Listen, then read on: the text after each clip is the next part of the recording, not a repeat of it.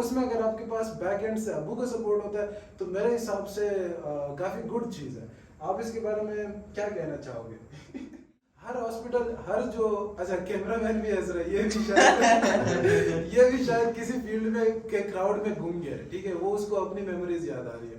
तो मुझे बेइज्जत नहीं कराना, मुझे गालियां नहीं खानी है उनसे। आप उसको इस तरह ऐसा ना हो कि आप जाके बोलो कि भाई मुझे जो है व्हीलिंग का शौक है, खलीफा भाई ने बोला है कि भाई आपको जिस चीज का शौक है करो, आप जाके अबू को बोलो कि भाई मुझे तो व्हीलिंग कर। अब ये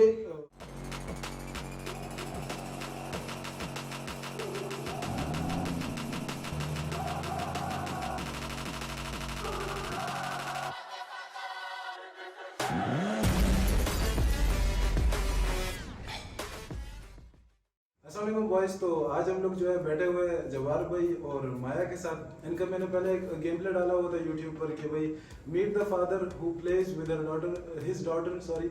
तो भाई सीन ये था कि जवार भाई हमारे, ये इनकी बेटी है, तो ये गेमिंग करती है, यूट्यूब पर वीडियोस वगैरह पोस्ट करती है। तो सपोर्ट कौन कर रहा है भाई? जवार भाई, क्योंकि वो अबू है इनके। जवार भाई आप अपना इंट्रो शॉर्ट सा देना। अस्सलाम वालेकुम, क्या हाल चाल है? मेरा नाम जाबर हमीद है, मेरी बेटी टोए माया है।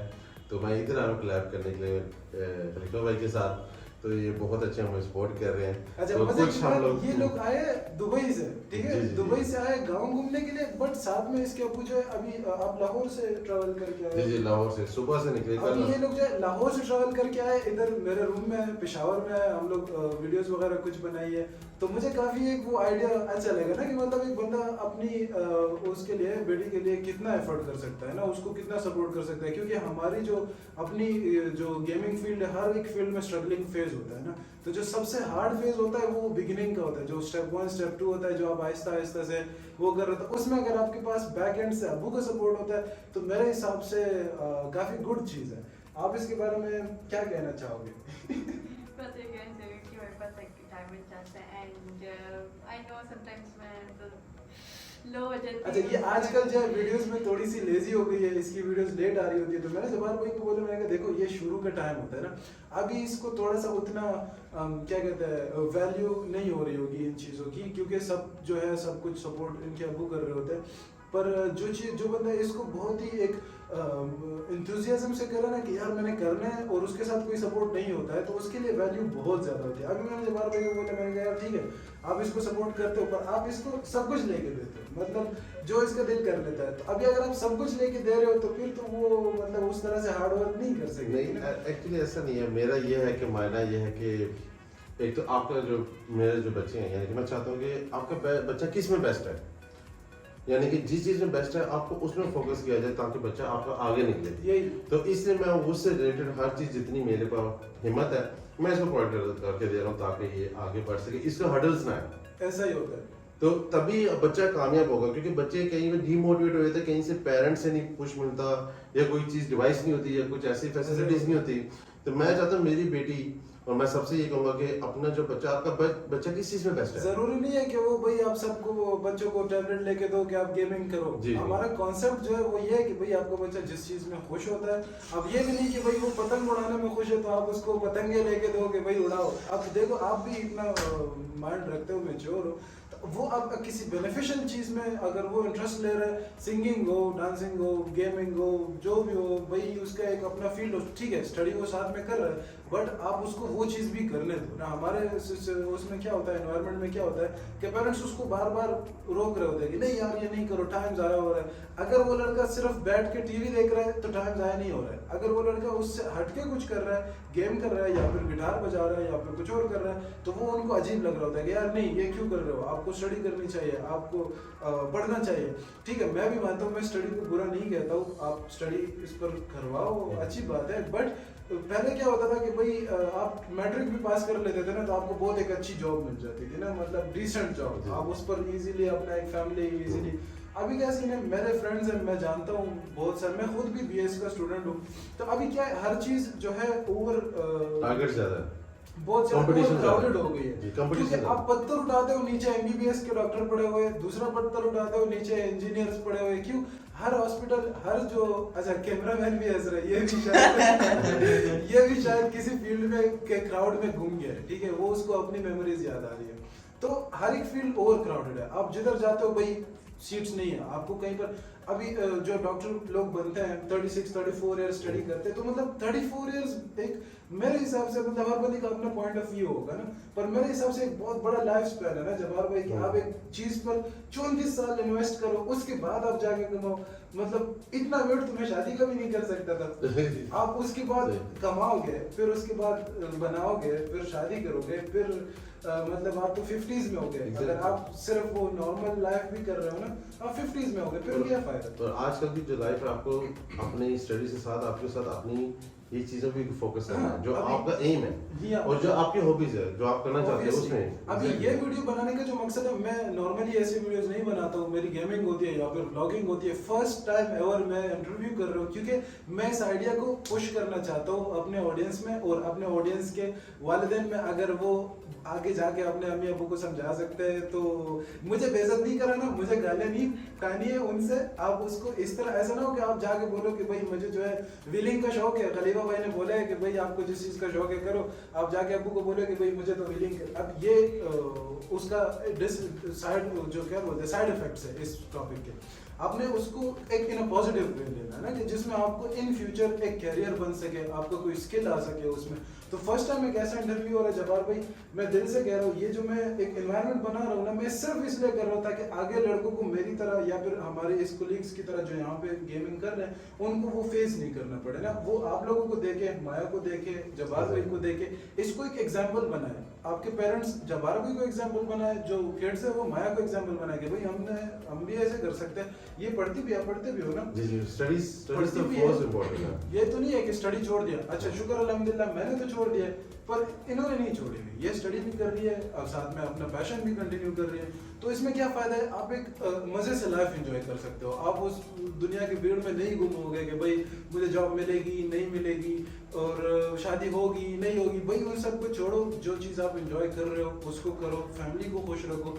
और ये टॉक्सिक जो एनवायरनमेंट है ना, इसको किसी तरह से पाकिस्तान में से खत्म कर दो यार। मैं तो इस निकल चुका हूँ यहाँ से। सेम चीज आप देख लो इंडिया में, आप देखते हो हाँ। तो बच्चे बहुत आगे जा रहे हैं हमारे पाकिस्तान के पीछे की वजह से। इसी हमारे लड़कों में टैलेंट बहुत है, पर सिर्फ क्या है कि पेरेंट्स की कुछ हमारी ये जो पॉलिसीज है वो रोकती है बच्चों को आगे बढ़ने से। आपको मैं एक छोटी सी स्टोरी बताता हूँ। मैं 3 क्लास में था, मैं ड्राइंग करता था ना, तो मेरी ड्राइंग इतनी कोई एंड लेवल होती थी कि मैं लड़कों को शो ऑफ करने के लिए पेन से ड्रॉ कर रहा था। क्यों?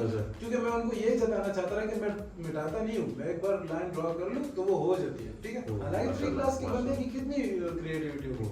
अब मैं वो कर रहा था, एक दिन हमारे स्कूल में आया भाई टूर्नामेंट, सॉरी इस तरह कोई फन फेस्ट होता है जिसमें लोग अलग अलग चीजों में पार्टिसिपेट। तो मैम ने बोला कि यार जो ड्राइंग में पार्टिसिपेट करना चाहते हैं, तो 4-5 लड़कियां उठ गई, अब साथ में एक मैं लड़का उठ गया। अब सारे दोस्त यार तू अभी ड्राइंग करेगा, मतलब ये लड़कियों की चीज है, तुम क्या अभी ड्राइंग में।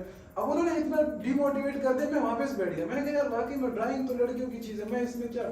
अच्छा अगर मैं 3 क्लास में पेन से ड्रॉ कर सकता हूँ, मैं किसी दिन ड्राइंग दिखाऊंगा, बहुत एंड लेवल होती है। अगर मैं 3 क्लास में पेन से ड्रॉ कर सकता हूँ, अगर उसको मैं कंटिन्यू रखता यहाँ तक 15-20 ईयर्स, तो मैं शायद YouTube पर एक स्केच आर्टिस्ट होता। आप स्केच आर्टिस्ट के वीडियोस देख रहे होते हो, एनिमेशन आर्टिस्ट होते हैं, 3D एनिमेटर्स होते हैं, वीडियो गेम्स बनाते हैं। वो किधर से सीखे? उन्होंने लिटरली, मेरा एक फ्रेंड है एनिमेशन आर्टिस्ट है, हैंडसम अमाउंट मंथ का कमा रहा है, और उसने सिर्फ 2 साल हुए कि वो ड्रॉ कर रहा है।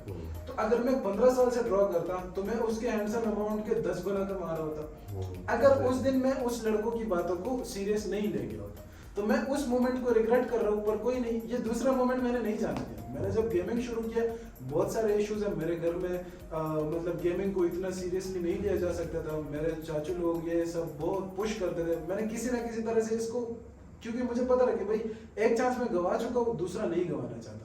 अभी मैं माया को भी यही समझाना चाह रहा हूँ कि भाई आप इस गोल्डन चांस को अगर अचीव कर लेते हो तो वेल एंड गुड, बाद में आपको ये चीज दोबारा से दोबारा नहीं मिलेगी। अगर आपके अब्बू का भी दिल हट गया ना कि यार ये तो इंटरेस्ट नहीं ले रही है, तो फिर उसके बाद आपका अब्बू भी नहीं करेगा। सब्सक्राइबर तो लाइक करना छोड़ो, आपका अब्बू भी लाइक नहीं करेगा। मैं एक बात ऐड करना चाहूंगा। मुझे बहुत से, जब हम लोग करते थे ना, तो बहुत से लोग हमसे लड़के ना मैसेज करते थे, ये पूछते थे कि मेरे पेरेंट्स मुझे पबजी नहीं खेलने देता, मैं क्या करूं, मैं घर से निकलने क्या करूं। गाइस ऐसा नहीं करना। पेरेंट्स की रिस्पेक्ट सबसे फर्स्ट इंपॉर्टेंट है, उसके बाद आपकी स्टडी है, और थर्ड काम आपके पेरेंट्स आपसे क्या चाहते हैं। पहले आप वो तो अच्छे बच्चे तो बनो, बाद में आपके पेरेंट्स आपके लिए अच्छे पेरेंट्स। आप पहले अच्छे बच्चे बन जाओ, फिर उस आप अपने पिछले वाले जनरेशन से गुड एक्सपेक्ट करो। जी जी, आप जब आप खुद ही गुड जोन में नहीं हो, आप उससे गुड जोन कैसे एक्सपेक्ट एग्जैक्टली ये चीज बात खासतौर पर याद रखना। इस मकसद में ये नहीं कह रहा कि हम लोग देखो ये मेरी जो मैं चाहता हूँ ये वो पूरा करती है, स्टडीज वगैरह जो भी है, और बाकी जो ये भी गेम प्ले भी करते हैं। अब इसकी ख्वाहिश जो है वो मेरा एज ए पेरेंट्स मेरा काम है, मैं इसकी ख्वाहिशात ही पूरी करूँ। पर ये नहीं कि नहीं आप अपनी ख्वाहिशात देखो, पेरेंट्स की जो जब वो चाहते हैं वो चीज़ें निगलेक्ट कर दो, ये भी गलत है।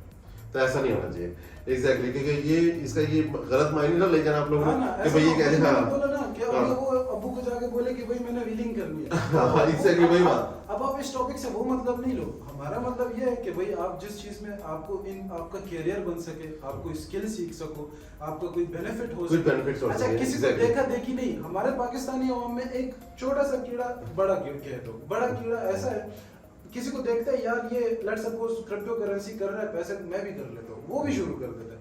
अब उसका ना इंटरेस्ट होगा ना वो उसको जान रहा होगा, या फिर देखेगा कि अच्छा भाई ये तो बिजनेस में कमा रहा है, मैं भी बिजनेस शुरू कर देता हूँ।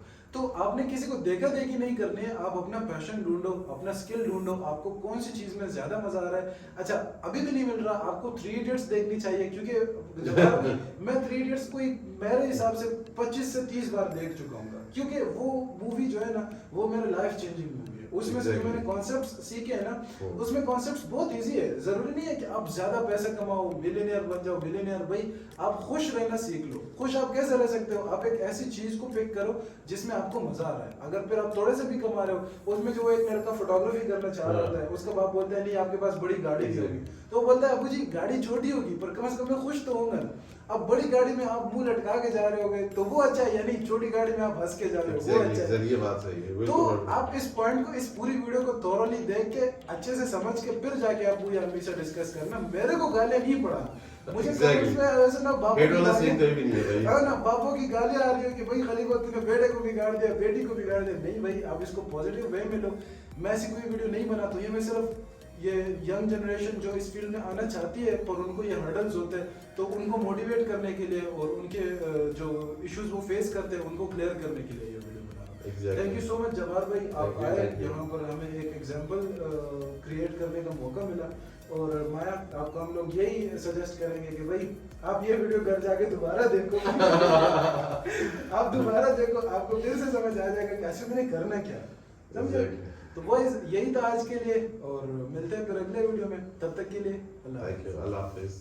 लेट्स गो 47 खलीफा कप्तान, ये एक मिडिल क्लास बॉय, एक यूट्यूबर, एक टिकटॉकर। स्नाइपिंग वो करता था, आया था वो फॉर यू पर, राज किया था उसने लोगों के दिलों पर, चलता था यहाँ पर वहाँ उसके फॉलोअर। छोटी सी उम्र में उसने